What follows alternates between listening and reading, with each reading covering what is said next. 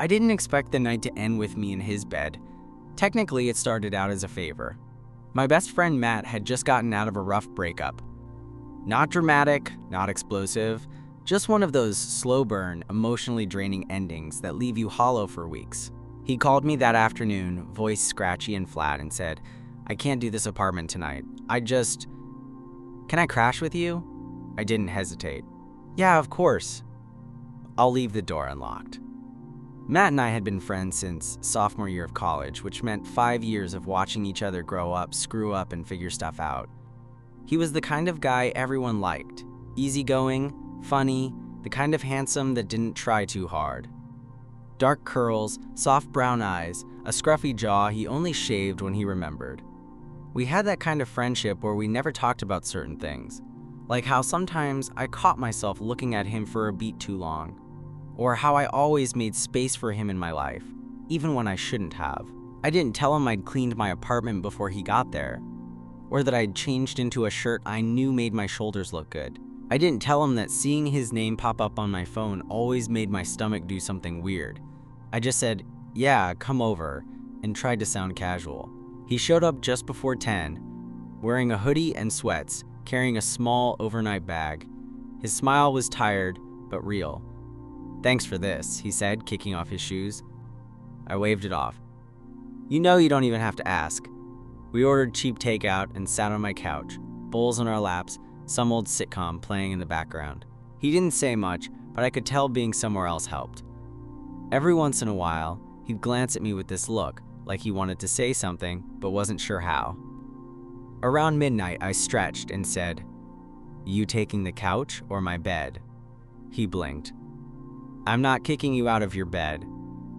"I don't mind," I said. "It's not like I'm offering it to a stranger."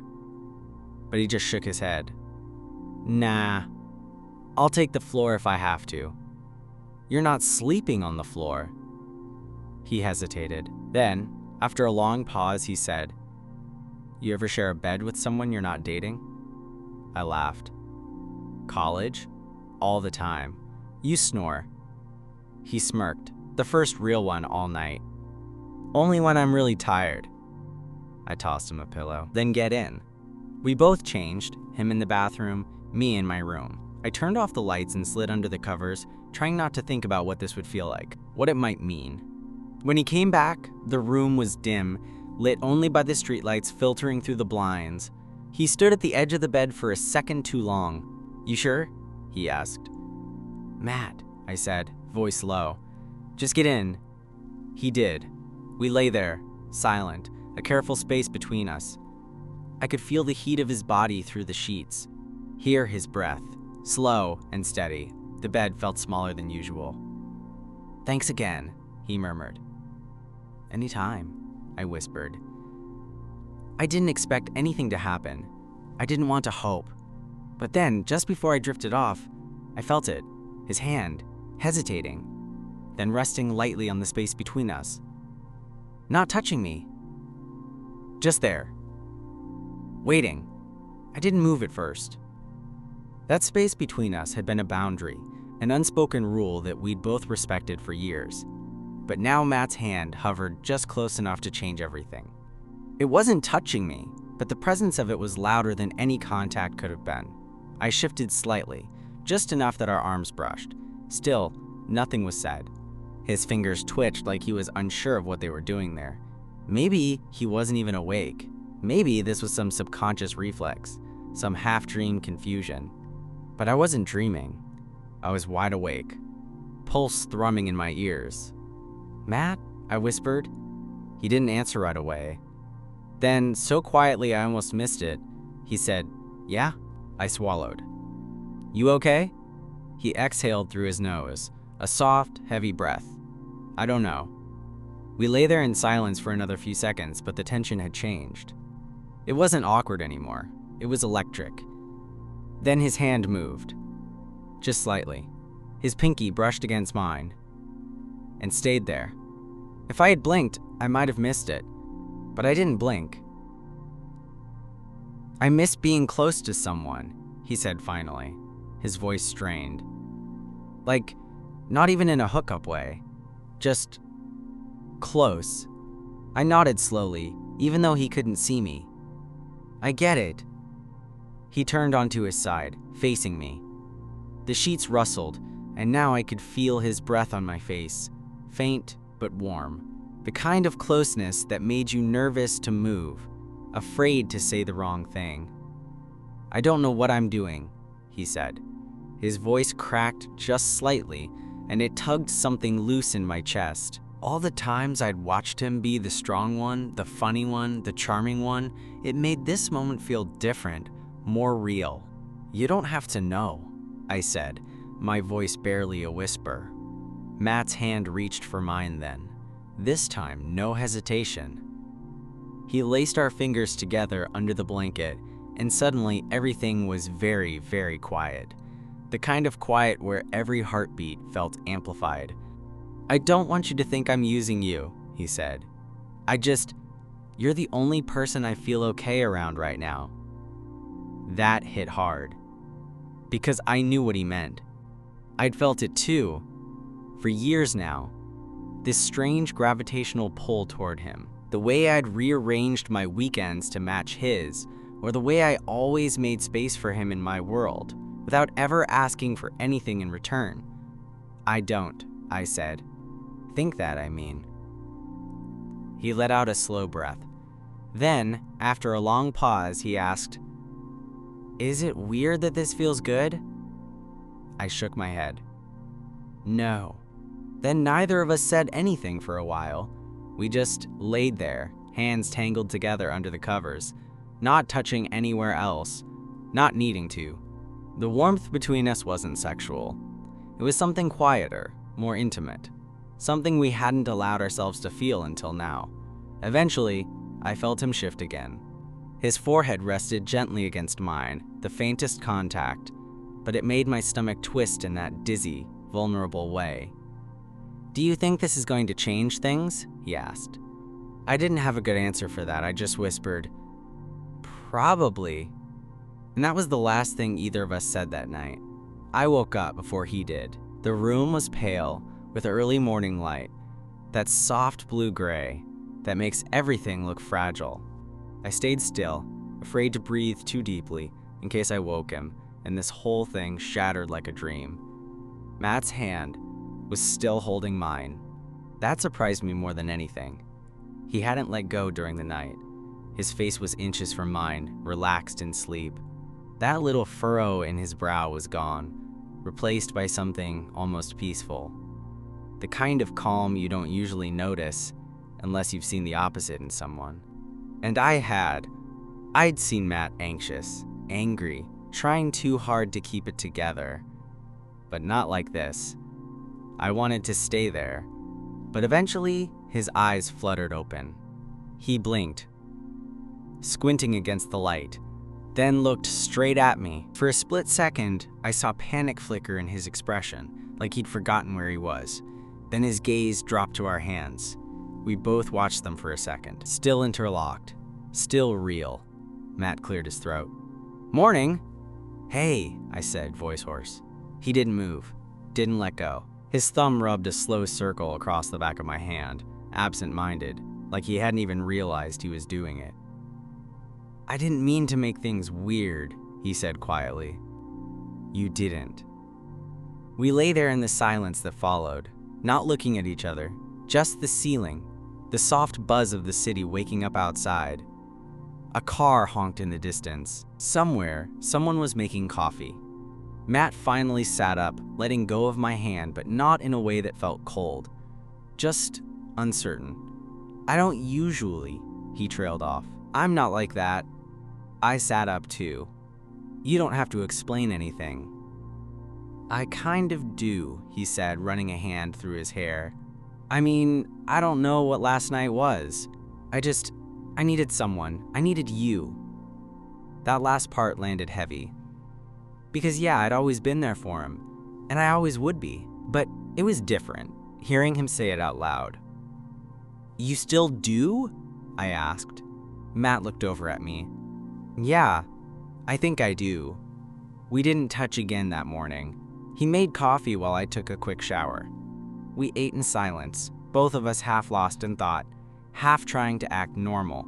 But every so often our eyes would meet, and there was something behind it now. A quiet recognition. A shared secret. After he left, I didn't know what to do with myself. I sat on the edge of my bed, the imprint of him still fresh in the pillow next to mine. I kept wondering what the hell last night meant. Whether it was a fluke, a one-time moment of weakness, or the start of something I'd been wanting for way too long. And worse, I didn't know if Matt was thinking about it too, or if he was already trying to forget it ever happened. Then my phone buzzed. Matt, hey, thanks again. I needed that more than I knew. I stared at the screen for a full minute, then typed back. Me. Same. Let's talk soon, yeah? Matt. Yeah, soon. I didn't know what was gonna happen next. But for the first time in a long time, I felt like we were standing on the edge of something real. Something terrifying. Something that might change everything. And part of me hoped it would. The next few days were weird, not in an obvious something exploded kind of way, more like something subtle had cracked between us, and we were both pretending it hadn't. Matt didn't text much, not in the usual, I'm busy way, just enough to keep it from feeling like a total ghosting, but not enough to feel normal. And when I texted first, his replies came with long pauses, short answers. No emojis, no little jokes, just flat. I told myself to chill. He was probably sorting through his own head, and I didn't want to be the guy who pressed for clarity 2 minutes after something intimate happened. But the silence started to feel like a rejection I wasn't supposed to call out. By Friday, I was overthinking everything. Then our friend Max texted me. Party at Levi's tonight. You coming? Matt says he's down. That was the first I'd heard of it. I stared at the message for a long second. So Matt was making plans. Just not with me. I almost didn't go. But something in me, it might have been ego or something sadder, needed to see him, to figure out what the hell this was, or wasn't. Levi's apartment was already packed when I got there.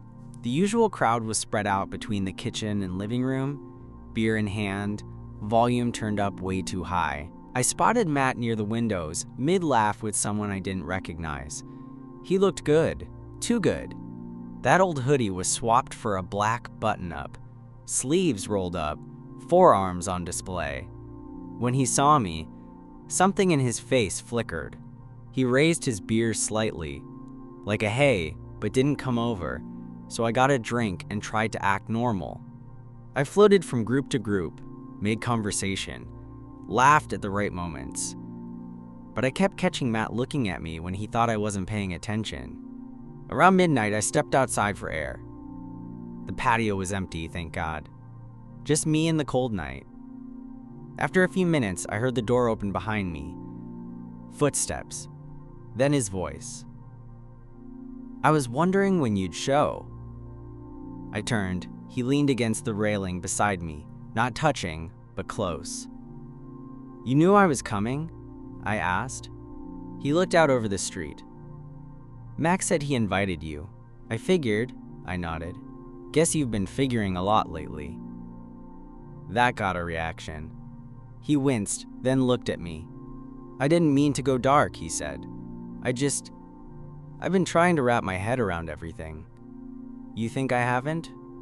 My voice was sharper than I meant. Matt ran a hand through his curls. I know, I'm sorry. I thought if I didn't say anything, maybe it would just go away. And did it? No, he said quickly. That's the problem. We were quiet after that. The music pulsed behind the windows, laughter echoing faintly. The rest of the world kept spinning, totally unaware that mine was standing still. I keep thinking about that night, he said finally. And not just what happened, how it felt. I didn't say anything. I was afraid if I opened my mouth, everything would come spilling out. Matt stepped closer, not touching me, but close enough that I felt the heat of his body. I liked being with you, he said softly. I liked holding your hand, waking up next to you. It didn't feel wrong.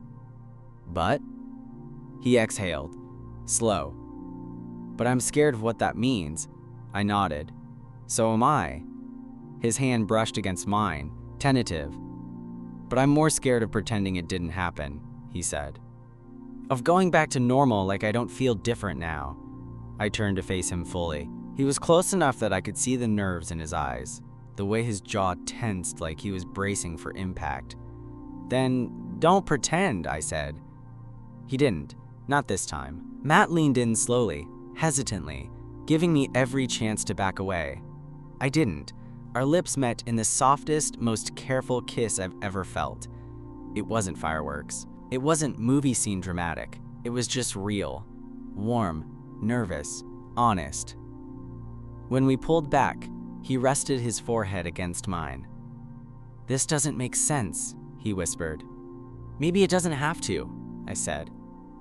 And for a second, the world felt quiet. The kiss didn't fix everything. It didn't answer all the questions or erase the doubt in Matt's eyes, but it did change something. Something that hung in the air between us as we stood outside on that chilly patio, our breath visible, our hands just barely touching.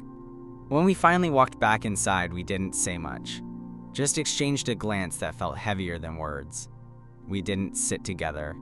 We didn't make a scene. It was almost like we both knew we'd crossed a line we couldn't uncross, and now we had to figure out how to live on the other side of it. I went home alone, not because I wanted to, but because I think we both needed to breathe, to let it settle. The next day, I was brushing my teeth when my phone lit up. Matt, want to grab coffee? Not ready to pretend like nothing happened. That line, not ready to pretend, stuck with me. It felt honest, braver than I expected. We met at a small cafe near his place. It was quiet, one of those cozy spots with chipped mugs and a guy in the corner sketching in a notebook. Matt was already there when I arrived, hoodie pulled up, sunglasses on like he was hiding from the world. He stood when he saw me, gave me that awkward half-hug guys give when they're not sure what the rules are anymore. We sat. I'm still figuring this out, he said, barely letting the foam on his cappuccino settle. I nodded. Me too. He looked down at his hands, then back up at me. It wasn't just the breakup. I mean, yeah, I was messed up over it. But this? What happened with us? I don't think it was about that. I think I've been ignoring something. For a while. That admission felt massive. Like he was handing me a piece of himself he'd kept hidden, even from himself. I've always known I wasn't just into girls, he went on, voice lower. But I didn't think it would ever matter. Until it did. I watched him, heart pounding in my chest. Because this wasn't just about what had happened between us. It was about everything after. What it meant. What came next. I don't know if I'm ready for a label, he said. I don't need a label, I replied. I just need honesty. He smiled faintly. That I can do. We stayed there for hours, talking, pausing, letting the silence stretch and fill in the things we didn't know how to say. It wasn't easy, but it felt real. And by the time we left, something between us had solidified. Not a relationship yet, maybe not even something you could define, but a step forward. The next week was the most emotionally exhausting and confusing stretch of my adult life. Sometimes Matt would text me in the middle of the night, just a "you up?" and I'd find myself sitting on the edge of my bed, waiting for him to show up. Other times, he'd go quiet for a day or two, like the weight of it all was too much. We'd hang out like we always had, video games, beer, dumb jokes. But there was a new layer now, a tension we couldn't ignore. One night, we kissed again. On my couch, during a movie we didn't finish. It wasn't rushed, it wasn't confusing, it just was. But the real test came when our friends started noticing. You and Matt been hanging out a lot lately, Max said one night, raising an eyebrow.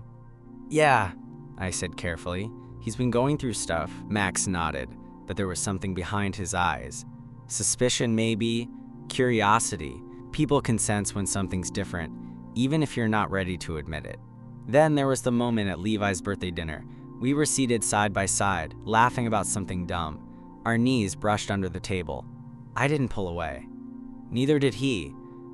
Across the table, I caught Max watching us. Just for a second, the ride home was quiet. "You think they know?" Matt asked, finally breaking the silence. "Maybe," I said. "Would it be so bad if they did?" He stared out the window for a long time. "I don't know. I don't want to be anyone's news, you know?" "I get it, but I also don't want to keep pretending this isn't happening," he added, voice quieter. I nodded. "So don't." We pulled up to his building. He didn't get out right away. Just sat there, fingers tapping against his thigh. "Want to come up?" he asked. This time I didn't hesitate. His apartment was dim and quiet when we stepped inside.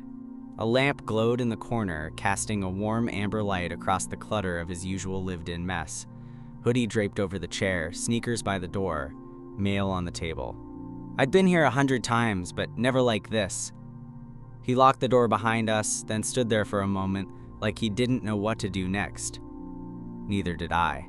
But then he turned to face me and said, "I don't want this to be a one-time thing." That stopped me cold. Not because I didn't want it, but because it was the first time he'd actually said something that sounded like a choice. Not a reaction. Not a heat of the moment thing.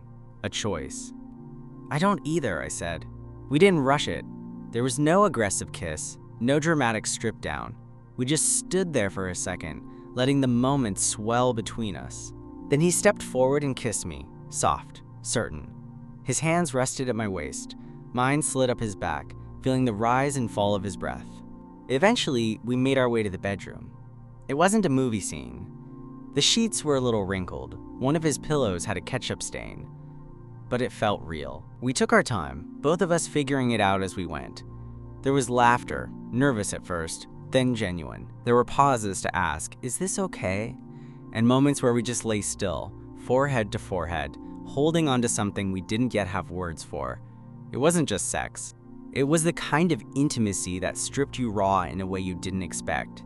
His fingers laced with mine halfway through, and he didn't let go. And afterward, he didn't turn away or reach for his phone. He just stayed. Breathing steady, one arm wrapped around me. "I'm scared," he said into the quiet. "I know," I replied. "Me too. But I don't want to go back," he added. "To what?" "To acting like you're just my friend." I looked at him, really looked. And for the first time since that night he crashed at my place, I saw the weight he'd been carrying. The confusion, the fear, the pressure of figuring himself out while trying not to lose what we already had. "You don't have to figure it all out tonight," I said. "But I want to," he whispered.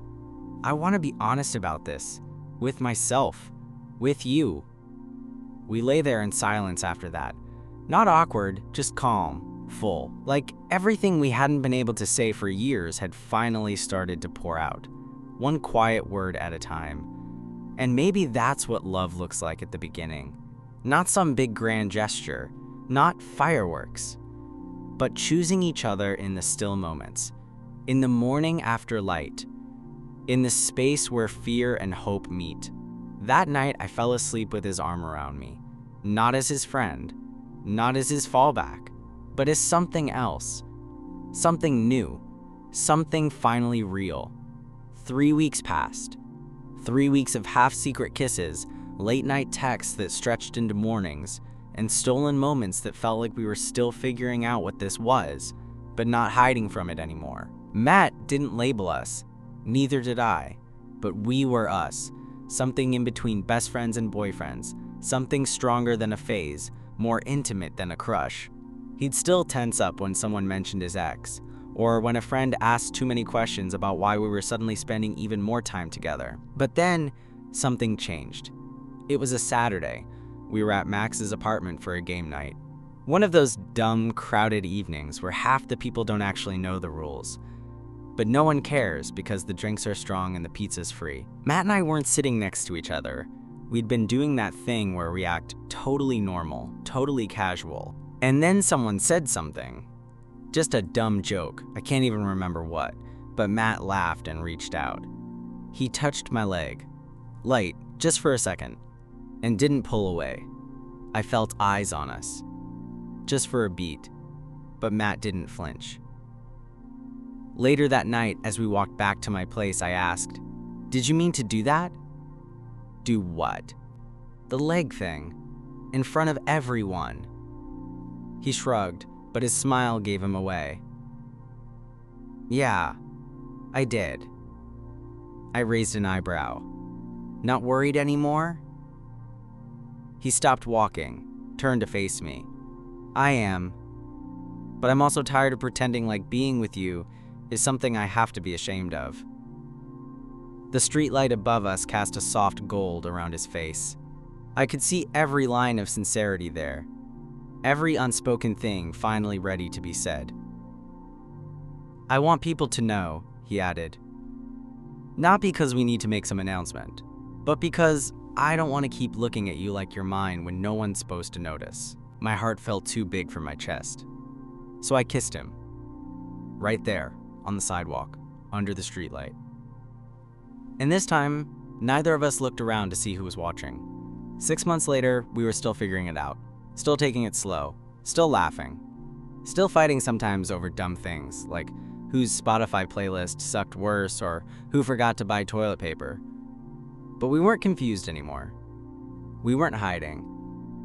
Some nights, when he'd fall asleep on my chest, I'd run my fingers through his hair and wonder how he ever went so long pretending this wasn't a possibility. And other nights, when he couldn't sleep, he'd whisper, "You're the best thing that's ever happened to me." He never said it like a grand statement. He'd say it half asleep, voice rough and honest, like it was just a fact he couldn't keep buried anymore. And maybe that's how we lasted. Not because we figured everything out at once, but because, when it came down to it, we chose each other, every single time.